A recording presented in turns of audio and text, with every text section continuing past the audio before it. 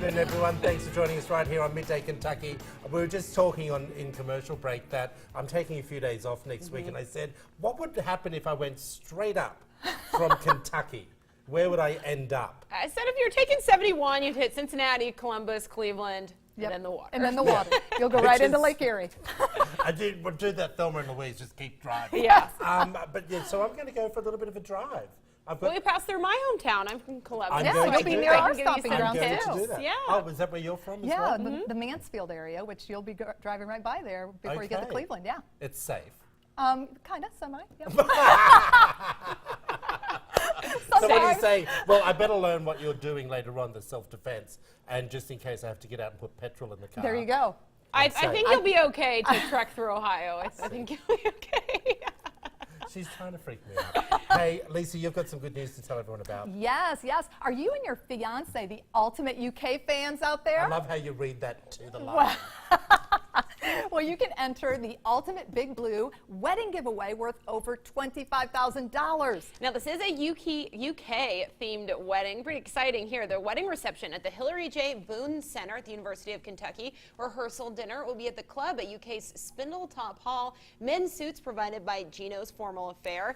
Photography by Genfolio Portrait Arts. Music of the night from Riptide Productions. Hair and makeup from our favorites, Posh Salon and Spa. And your wedding bands provided by Rivard Fine Jewelers, plus flower arrangements by Natural Endeavors. And your wedding cake supplied by Martine's Pastries, Troy's favorite. And as we said, this contest has a value of over $25,000. So make sure you sign up and share with your friends. This is Okay, exciting. what you need to do, everyone, is go over to WTVQ.com, click the contest tab, submit some photos along with your fiance, say why you're the biggest UK fan and why you deserve the wedding. And we've already had some entries on there, and you can actually read their stories. There's some really cute stories. I wonder if you could be, marrying yourself. Remember we did that story a few weeks ago? I love it.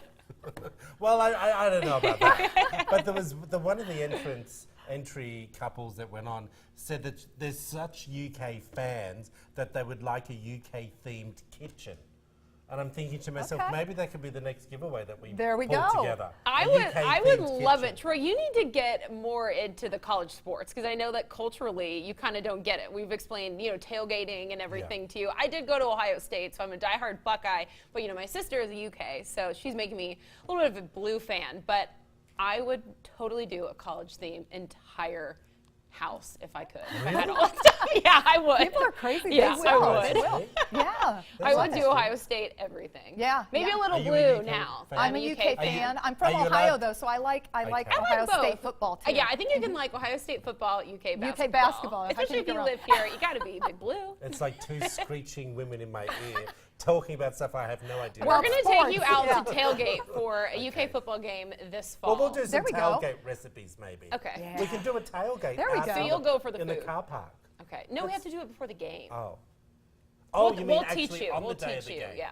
Oh, okay. I thought we'd just pull up a truck out the back and. Well, we could do that Tailgate. too. Yeah. Yeah, we do it. Hey, I wanted to get into this one because I thought it was quite interesting. If your parents occasionally gift you money, you may consider yourself fortunate. But for parents whose savings likely took a hit during the Great Recession, even a couple of $1,000s a year could contribute substantially to their retirement. In fact, 70% of aging parents say they need to cut back on giving money to post-college children in order to get their retirement back on track. Now, this is according to a new survey from Merrill Lynch and the Age Wave.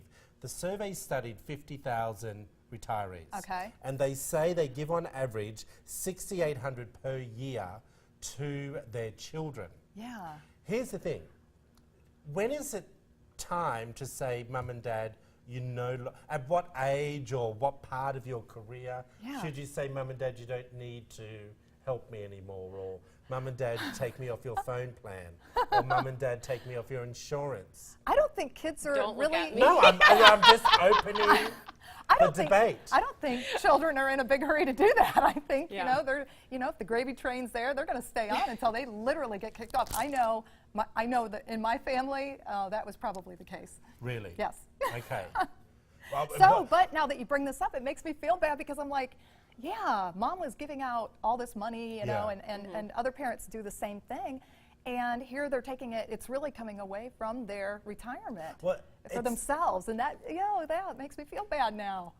Well, I don't know about feeling bad. Look, if your parents can afford to do it and they want to do it because they want to, I see it like that. But I remember, you know, my family, you know, haven't helped me, but you know, I do remember my first career, as I've said to you, was in the beauty industry. And my father, being a farmer, he was like, we won't help you, you've taken a woman's job. Do you know what I mean? So it was more of that conversation rather than we're not going to help you, you know, pay your rent or anything like that. Yeah, and that's what I think is the difference. I think you can accept, you know, financial gifts from your parent, but there's a difference between... I like how you put the gifts there. But that's what I'm saying, because there's a difference between being financially dependent on your parent. Once you're out in the career world, you know, paying your own rent, your own everything. Yeah. But if your parents, you know, want to take you on vacation or things, I'm really surprised by that number. $6,800 is a lot for a grown adult. Why would you need that much money, you know, from your parents if you're working and supporting yourself? So I think maybe gifts are fine because your parents are giving willingly, but maybe staying dependent on your parents beyond college for too long is not fair. What are you laughing at? I just feel bad now looking back. Did you get more than $6,800 a year? No, I did not. Are you helping your parents now? Well, they're both passed now, I'm sorry, but that's okay. But I mean, yeah, when I go home, I try to do things to help, and you know, they never needed money, but I would do, you know, mowing the lawn and here's something interesting then, and it's a dilemma that my family have just gone through. Do you believe that you are entitled to anything when your family, when your mum and dad pass away? So yes, I'm sure if they have the house, they split it up between the kids in the will. But do you feel that, is that an expectation that, well, whatever mum and dad have, that I'm going to get all of that anyway? Do you think that's an expectation? I mean, it is kind of. I mean, it is. I think that, you know, I have two brothers that we had to split it, and a stepbrother too. So there was, you know, complications. You know, we had to make sure that everybody was taken care of. But yeah. Do you think there's expectations, or you should? But I don't think an expectation in a negative connotation. I think people just do that because, you know, I don't have children, but if I did, I would. If something happened to me, I'd want them to have whatever I had. So but I think, you know, if I found out, I'm thinking now, you know, if my parents were doing something for charity or something, I wouldn't be upset that it wasn't for me, but I'm trying to think of what else would happen to their house. Well, it's funny because baby boomers now are going on the road. They're spending their kids' inheritance. Oh no, I love that. So do it. And the reason why I bring that up is, you know, my mother just passed away, and my younger brother just recently messaged me and said that my sisters are trying to do him out of some money, and I said, well, I don't really know anything about that, and I understand, and I'm sorry, and you know, whatever. And then my sisters phoned me and they said, we heard that your brother just phoned, but do you know how much money your mother gave him while he was growing up? I'm like, no. Like, does it really matter? And that's what what I'm saying. I definitely think it's wrong to have any expectation of your parents not spending money so that it can be left for you. Exactly. But I think most people, like, you want your parents to have a good life and, you know, do whatever. I will say, as Troy keeps alluding, I am on my dad's phone plan. But listen, I went and I actually tried again like 2 months ago. You know, I went over to Verizon, and since I'm just a single person, I went to check for my own plan, $170 a month for my unlimited and my phone. I agree, it's a waste of money. But then I asked him to pull up my dad's plan, and I said, how much will they save on their plan if I'm taking off the family plan? $4. So, I mean, he'd be saving $4 and I'd be saving this, and they'd let you stay on the family plan. Absolutely. So. Katie, I'm happy for you for doing that. Yes. But my dad doesn't support me. You know, I have a job. No, he doesn't pay your rent. No, he doesn't pay no. But I think like little nice things, like I go and, on a lot of vacations with my dad, and I think that's so they can nice, afford it, but there's no well. expectation. Lots of parents are doing that. Lots of parents. Something that I'm interested to hear what this topic's about, depression in teens and in regards to marijuana. Yes. It is a case, or what's the story? Research has found that youngsters who are depressed, and they looked at children that were between 12 and 15 years of age, children that had depression were actually 50% more increased as far as having, or they were increased in having, and becoming cannabis users by the time they were 18. So this is the depression. What research has shown before was that, or what it alluded to, was that the smoking of the marijuana would then lead to depression in young people. And they've just realized this? And now the studies that they're doing, the researchers are finding that actually children that have mental illness, chronic mental illness, are more susceptible to begin smoking marijuana by the time they're 18. And so that is a complete flip compared to what the research was alluding to before. It can, and they said it didn't close it out completely. There still needs to be more research done with it. But I just thought it was really interesting. I kind of wanted to get your guys' feedback on what you thought as far as with marijuana use with young children, because we've talked about it before on the show as well. I'm not surprised by that at all. I'm not surprised that young people, especially if they feel like they're missing something in their life or they're going through some issues, that you would then seek out ways to remedy it. Right. You know, and that I know can lead to substance abuse sometimes. But I think this is important research where maybe parents can notice some warning signs of maybe depression and then get their children help before, I guess, that escalates. Well, to I something think else. there's proven fact out there that long-term use of marijuana, shrinks the brain. Right. I think Causes I think that's psychosis, been is what pretty it's- well discussed over the years as Yep. well. I think there is some medical need for people with marijuana. I think there is. Yeah, I do too. But I'm against. I used to be a smoker, not of marijuana, of cigarettes, and I no longer smoke. But I'm really against. A friend of mine that was a big pot smoker back in Australia now has he now lives at home with his family. He's 38 or something. Yeah. He's now lost it, and he was a serious smoker at school when we were all growing up. Right. Of marijuana, and I've seen those effects of what that has on you, and I don't think anyone should be doing it. I think if it has medical purpose, Right. yes, because I have seen it work. Yes. I've seen some friends who have had cancer who have the I don't know what it's called. Excuse me. It's the oil that they put on. I don't know what that is. It's a hemp oil or something. I could Right. be wrong. And I've seen the effects of that working for them. But any other excuse, I'm just no. Well, and what they're looking at too, because I agree. I mean, once it becomes habitual like that on a Yeah. daily basis, it can wreak havoc on your life.